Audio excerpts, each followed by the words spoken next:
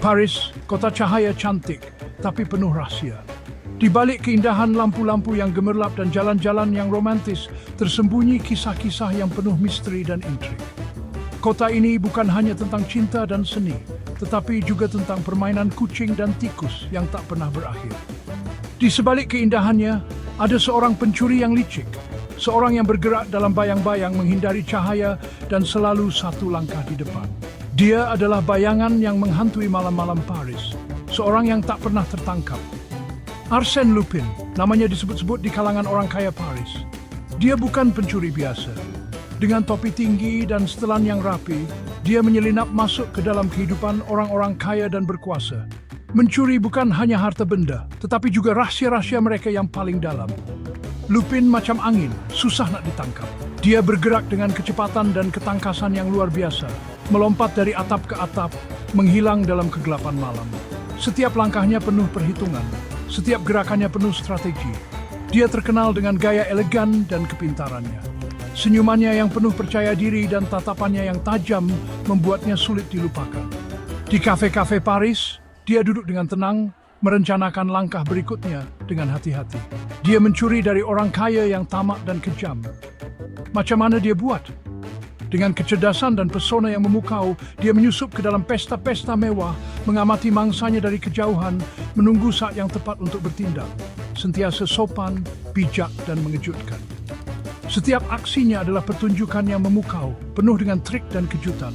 Dia selalu meninggalkan jejak yang membuat orang terpesona dan terheran-heran. Macam ahli silap mata, barang-barang hilang depan mata.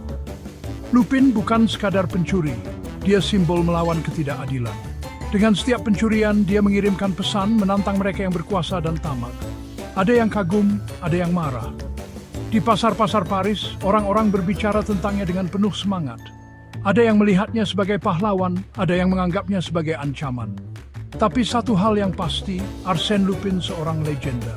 Namanya akan terus dikenal. Bukannya sebagai pencuri, tetapi simbol perlawanan dan kecerdikan. Insane si Delmesir Besithan Zurich.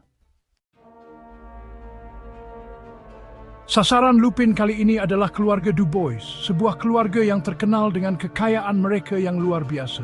Namun, kekayaan ini tidak datang dengan cara yang adil. Keluarga Dubois adalah pemilik lombong yang kejam. Mereka mengumpulkan kekayaan mereka dengan menindas pekerja dan merosakkan alam sekitar tanpa belas kasihan. Pekerja-pekerja mereka bekerja dalam keadaan yang sangat buruk dan alam sekitar di sekitar lombong mereka tercemar teruk.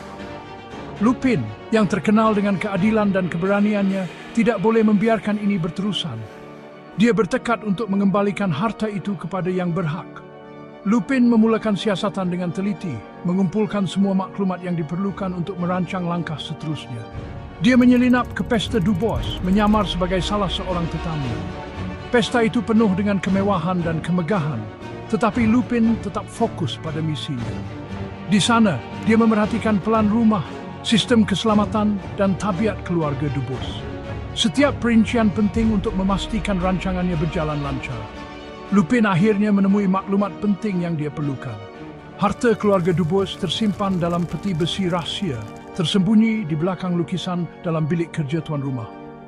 Peti besi ini dilindungi dengan sistem keselamatan yang canggih. Maklumat ini sangat penting untuk kejayaan Lupin. Dengan pengetahuan ini, dia dapat merancang langkah seterusnya dengan lebih teliti dan memastikan bahawa harta itu akan dikembalikan kepada yang berhak. Lupin tidak hanya seorang pencuri, tetapi juga seorang pejuang keadilan. Lupin rancang dengan teliti. Setiap langkah diatur dengan penuh hati-hati, memastikan tidak ada yang terlepas pandang. Dia tahu betapa pentingnya perancangan yang sempurna untuk memastikan kejayaannya. Setiap detail sekecil apapun diperhatikan dengan seksama. Dari peta hingga blueprint, semuanya dianalisis dengan cermat. Dia sewa sebuah apartemen depan rumah Dubois. Apartemen itu dipilih dengan teliti, memastikan memiliki pandangan yang jelas ke rumah Dubois. Dengan menyewa apartemen tersebut, Lupin bisa mengamati setiap gerakan yang terjadi di rumah itu tanpa menimbulkan kecurigaan. Dia bahkan memastikan untuk menandatangani sewa dengan identitas palsu. Dia menyamar sebagai Encik Leblanc, pengumpul barang seni yang pelik sikit. Penyamaran Lupin memang menjadi. Dengan penampilan yang rapi dan pengetahuan mendalam tentang seni, dia berhasil meyakinkan semua orang bahwa dia adalah seorang kolektor seni yang sah. Tidak ada yang mencurigai identitas aslinya. Dia berkawan dengan jiran, pergi galeri seni, siap derma pada badan amal.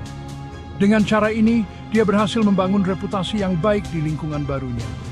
Dia sering terlihat berinteraksi dengan tetangga, menghadiri acara-acara sosial, dan berpartisipasi dalam kegiatan amal. Semua ini dilakukan untuk memastikan bahwa tidak ada yang mencurigai niat sebenarnya. Tak ada siapa syak Encik Leblanc yang peramah ini. Semua orang menganggapnya sebagai tetangga yang baik dan ramah. Dia selalu siap membantu dan berinteraksi dengan senyuman.